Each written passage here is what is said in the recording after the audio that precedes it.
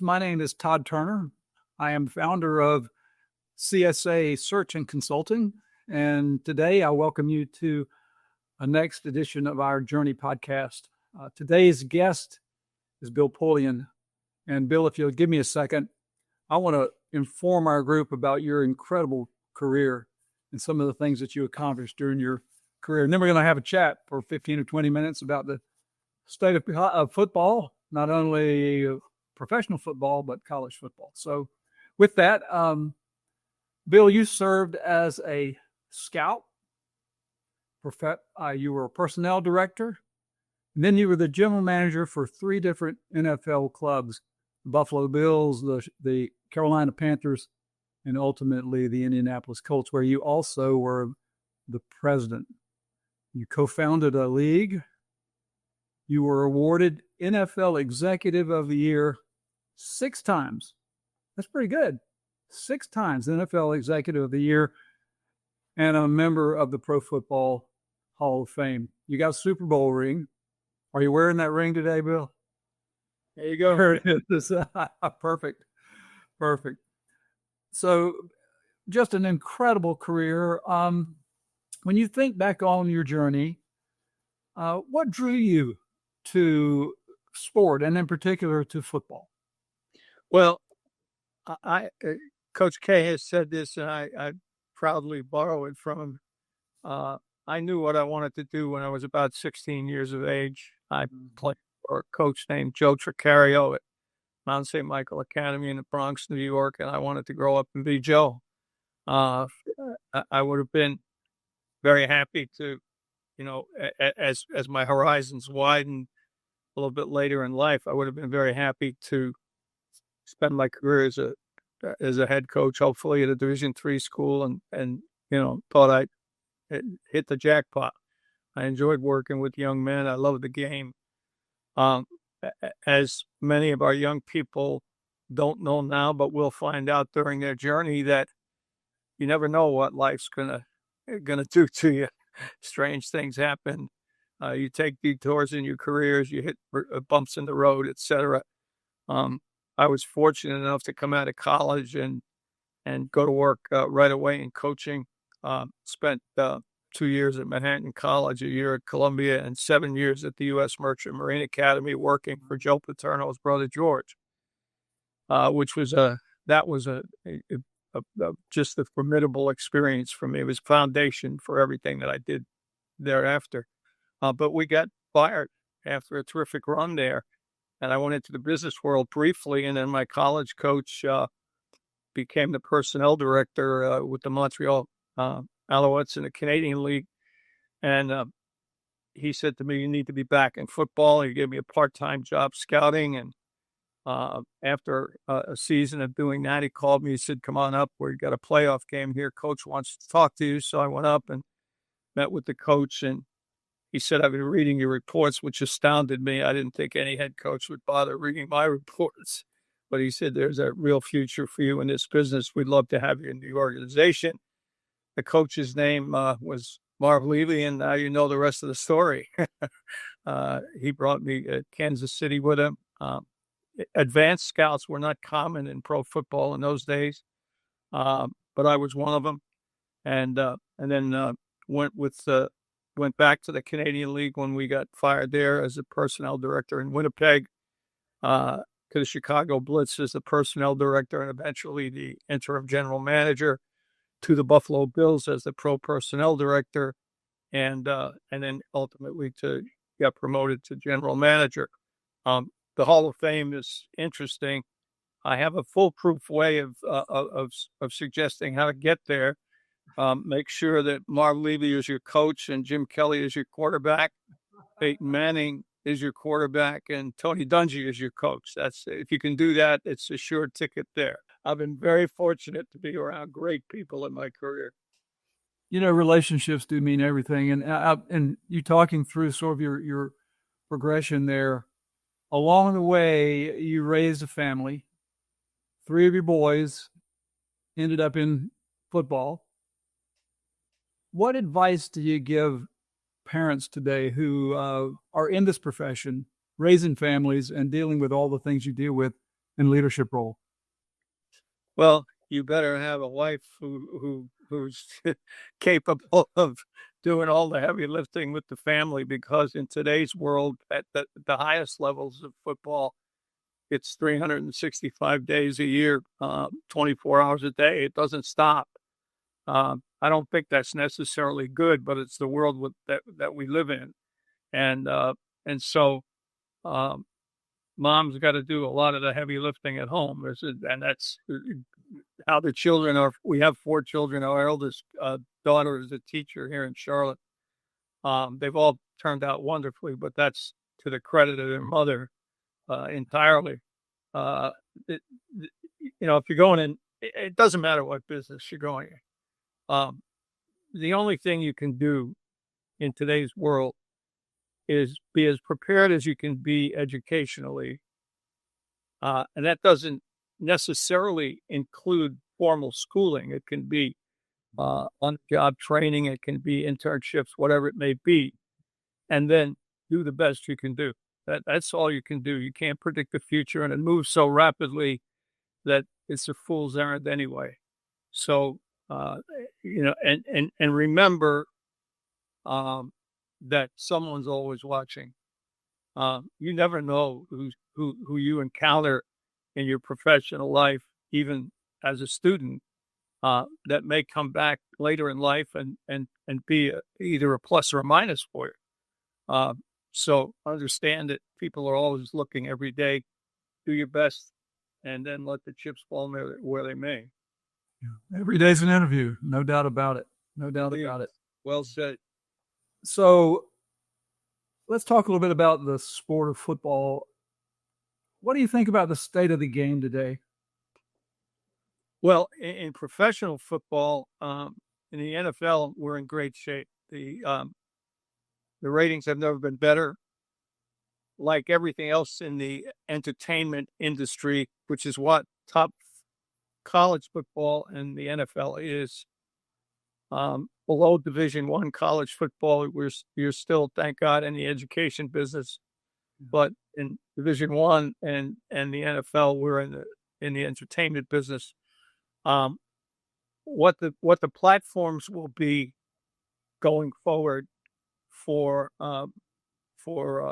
distributing that content and what the prices will be remain to be seen. But back during the .com boom, the phrase was coined, "Content is king." That's still true today. So if you're operating a top flight college football program, or you're fortunate enough to be a billionaire and own an NFL franchise, you're in pretty good shape. Whether it's streaming or whether it's cable or whether it's some other form of distribution, is kind of immaterial. I worry some about the NFL in terms of overexposure. But we're going to be going to 18 games pretty soon, and we'll see what happens there. That's subject to collective bargaining, I should say, and it's not going to come overnight, but it's coming. And so that's our next challenge in terms of roster management and injury management and things of that nature. And then the larger question of is it too much exposure? Only the public can answer that. On the college level, there are so many problems that, as to quote President Obama, who I heard on the news this morning, you don't know where to start. It's just every time you turn around, there's a different problem. How true is that? You talk about exposure. Is football an international game now? I mean, the colleges are playing at games in Ireland, and the NFL has been overseas and in other countries. What do you think about that? I wouldn't say that it's an international game. I think it's been internationalized. You don't become an international game until you are producing players who can play at the highest level of the professional sport in this country. Basketball being the prime example. The seeds for all of the great worldwide basketball that we now have were sown by Dean Smith and Frank McGuire and Joe Lapchick and people like that in the 1950s, Red Auerbach principally, when they took their teams and their talents via clinics to the servicemen in Europe stationed there after World War II. And they introduced basketball to the rest of the world, and everybody picked it up. And now the NBA, I think I read recently, is about 35% Euros. So, and the same is true of hockey. So football is nowhere near that. There is growth and participation in England, not much to speak of anywhere else but Germany. So we're internationalized in the sense that we play games over there and people like them and come to them, but they tend to be one-offs. And I don't see, given all the travel difficulties that would be involved, I don't see a division in Europe, for example, in my lifetime. It may come, but just like basketball, it's going to take a while to germinate. It's well said. In your career as a GM and president of a NFL club, you had to negotiate a lot of contracts, a lot of personnel contracts. And we're doing this discussion today on November the 3rd. And already in the college game, there have been 12 FBS football coaches that go from their jobs with buyouts now, guaranteed buyouts to them exceeding $185 million. And that number is going to go up. This is what they're paying coaches not to coach. What do you think about those guaranteed contracts that those college coaches are getting? And do they do that in the NFL? Yeah, they do. Virtually every senior executive and coach's contract is guaranteed in the NFL. The only question is, what's the length? We don't have the length of contract in the NFL that the colleges do. We also have a mechanism for enforcement that is very, very strong.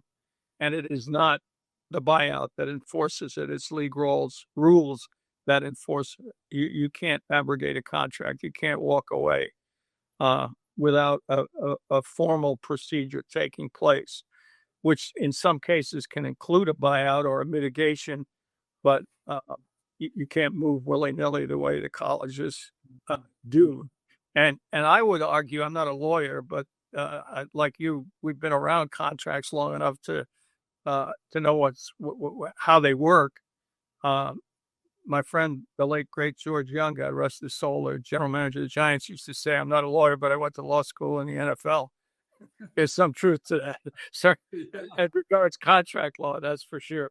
So the bottom line is that the colleges voluntarily let these fellows leave. There is financial liquidated damages, if you will, but that's nowhere near what the kind of mechanism we have in the NFL. There's no jumping of contracts here. So that's something that the colleges need to enforce if they're going to get back to economic reality. The idea of paying someone $75 or $80 million not to work that's not sustainable over time. I mean, that's a huge revenue stream that you can't sustain, aside from the fact that the public at some point in time simply won't accept that. So if you were a sitting athletic director at a school, one of the Power Four conferences, and had a coaching change, how would you manage that process, and what kind of contractual agreement would you be thinking you would be recommending to the president of the board? Well, let's go back to the process. Athletic directors these days have to manage multiple sports, multiple facilities, and all kinds of issues, game management, eligibility, et cetera, that come with multiple sports. Gender equity, for example, that Title IX is a huge thing. So it's impossible for an athletic director to know, as I did as a general manager, who all the top candidates for head coaching opportunities are. So you have to have a process. So if I were an AD today, I would hire, first of all, a general manager for the football program because there's a crying need for one. Mm-hmm. And secondly, I would task him with knowing who the top people are around the country as candidates. I always had a list in my left-hand drawer. George Young gave me this piece of advice when I became a general manager, which had a list of candidates on them. In my case, it was anywhere between a half a dozen and 8, because you never know what's going to happen. Well, lo and behold, one of the greatest relationships I've ever had in all of my life with Tony Dungy ended because of a tragedy in his family. He decided to leave coaching. Fortunately, Jim Caldwell was sitting and waiting there, and we'd already named him assistant head coach. So there was no difficulty there, but that list in the upper left-hand drawer is a must. Someone has to compile that list.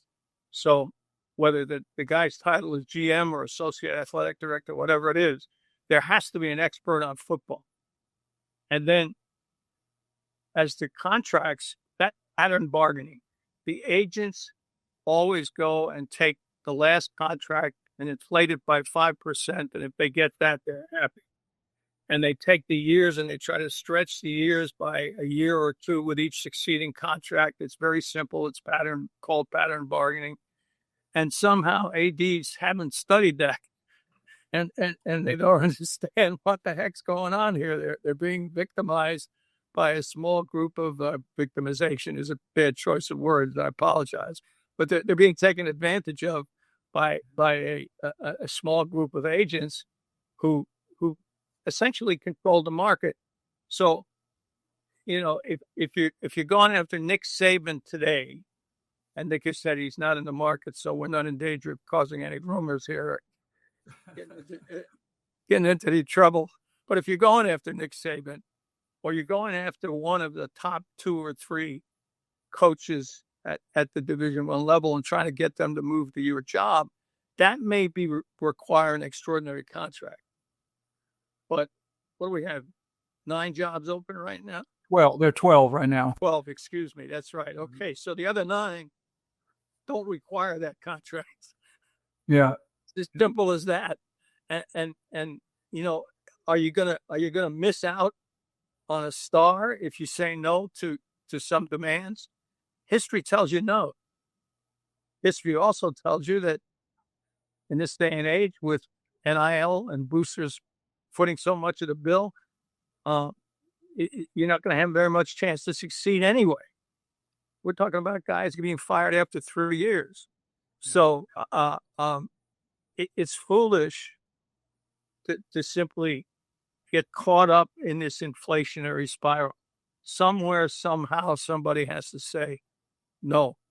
That sounds like a grouchy old guy. And when I was a young general manager and I heard this very same speech for the head of the NFL Management Council, I said, he's full of baloney. I got to win. Yeah. I think a lot of athletic directors get caught into that same dynamic. And, this sounds crazy, but it's not their personal money, and there's no owner that is expecting a return on their investment. It's fans and trustees. So it has a little bit less of a personal investment in those decisions, although you can lose your job. But most of those ADs now have guaranteed contracts too. Well, you just took the words right out of my mouth. You're a very smart man. It isn't their money. And the difference is in the NFL, you report to the owner whose money it is. Yeah. And at the college level, it's not even the president's money. He's a contract employee. So unless the governor has happened in the state of Louisiana exercises his prerogative as the chief executive of the state to come in and say no, there are very, very few naysayers in that chain of responsibility. So it's up to the AD, really. I think it just says it's up to the general manager to say, okay, here's my range of salary, and you're in the business of recommending people and finding people. I'm sure you asked this question. I would state it in terms of our discussions. I would say, look, my salary range is between, for a guy with 4 years or more of successful head coaching experience, my salary ranges between $3 and $6 million. If it's going to be over that, let's talk about it before we even think about going beyond. So you have to manage it. It's that simple because it is sustainable. There are a lot of people that are in the contract negotiation business and on college campuses and elsewhere that are leaning toward making contracts incentive-based as opposed to just fully guaranteed. So that may be a new trend. What do you think about that? Yeah, we've had it in the NFL for a long time. My first contract as a rookie GM was heavily incentive-based, and I wasn't smart enough at that point in time to add years to it as an incentive, but that would be having had all the experience I've had. If I were advising someone, I'd say, the money's great money no matter what. It's generational money no matter what. It's going to take care of your grandchildren no matter what. So the more you can earn over time, the better off you are. So I would point to try and incentivize in terms of let's do a 4-year contract up front, and then we'll incentivize from there. Add another year if we make the playoff. Add another year if we make the conference championship game, et cetera. Those kinds of things. Rather than there's going to be some monetary recompense, but I think that's the way for both sides to get some security, which is badly needed these days. That's really interesting. I appreciate you sharing your thoughts on that. One of the things I hear from coaches these days is how difficult it is to maintain a positive culture on their team because of the constant change, whether it be from the transfer portal or guys on the team having different levels of compensation. There's no collective bargaining in college athletics. And so you do have a lot of discrepancies and a lot of difficult challenges to try to maintain the team. What's your advice to a coach or even a general manager about how to maintain some kind of a positive team culture?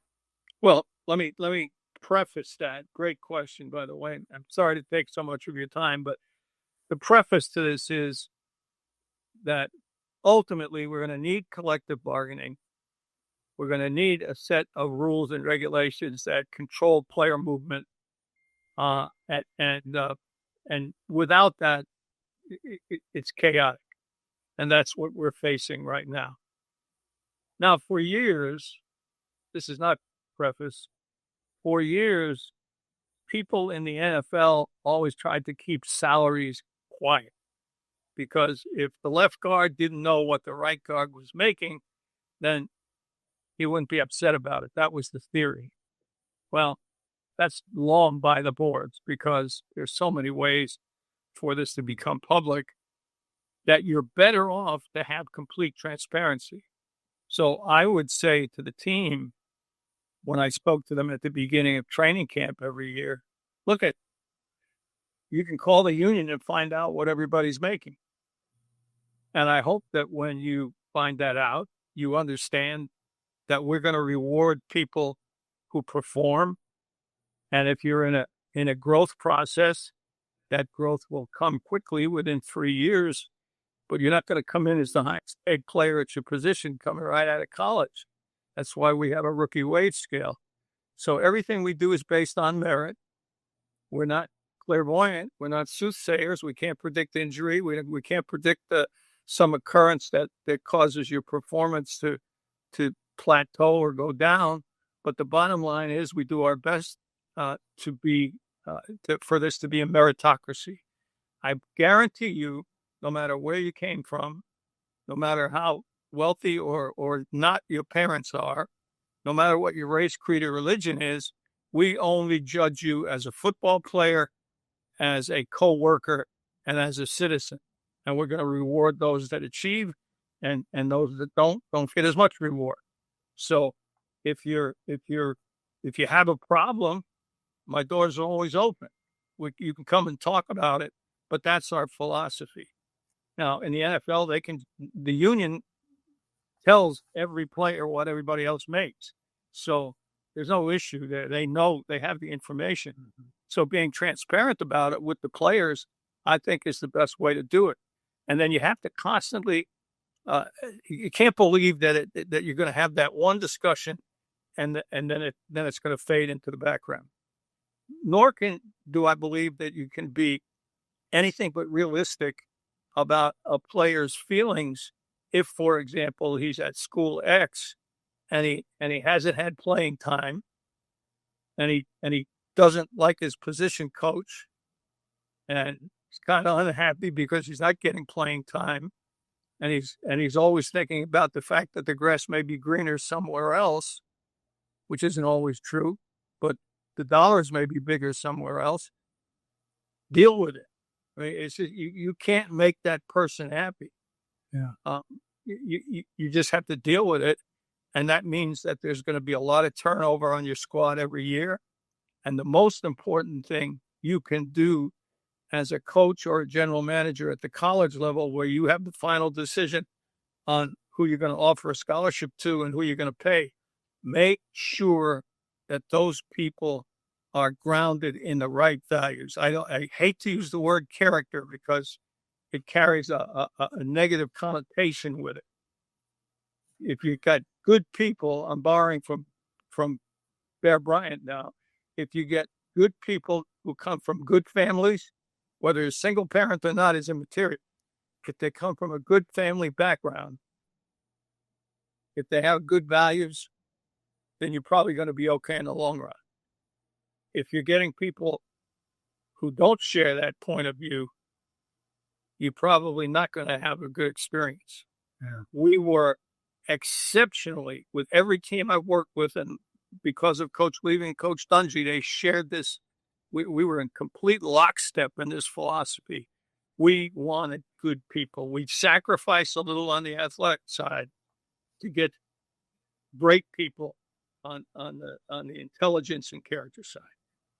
Well, that is golden advice. So thank you for sharing that. We're going to wrap up here.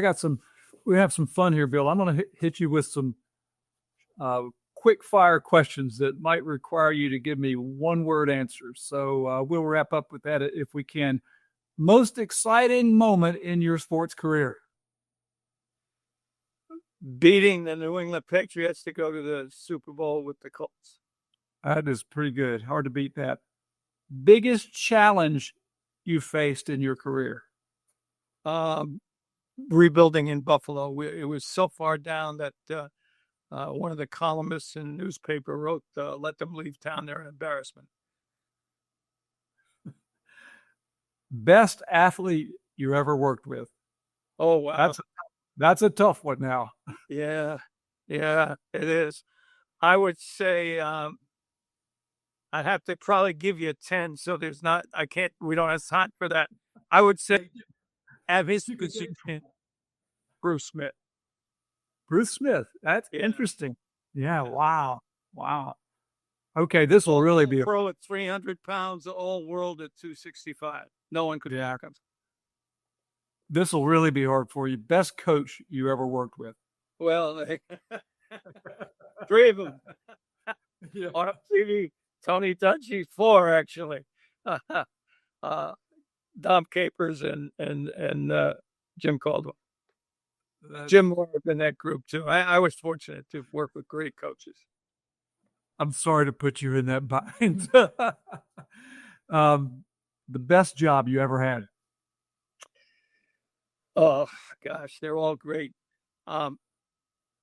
Jim Irsay and Ralph Wilson, in different ways, were completely different in terms of how they approach things.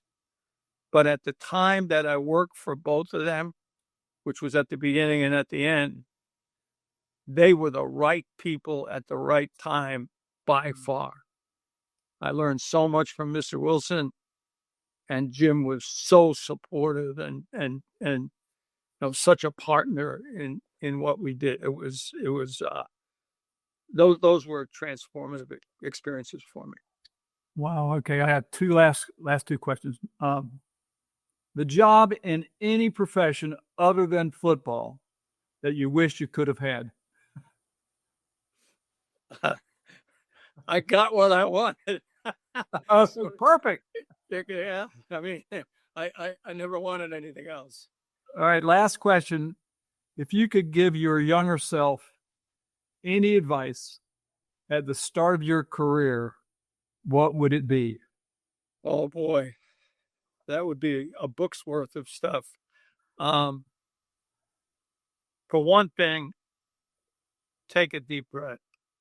Hmm. I'm an emotional person, and this business, as you well know, is very emotional. You live and die figuratively every Sunday. Um, Jobs are on the line every day. I never felt secure in any job I ever held in this business. So you have the tendency to let emotion get in the way. And so if I could have gone and gotten a prescription for Bill Polian emotion control, I would have been an heck of a lot better at my job. I got better as time went on, but it's probably the biggest thing. I think you did pretty doggone well. Well, Bill, this has been a real pleasure to get to know you and to hear your thoughts about the state of things in college athletics and in the pro world. So thank you very much. Maybe we'll do this again sometime. I look forward to it. Thank you very much.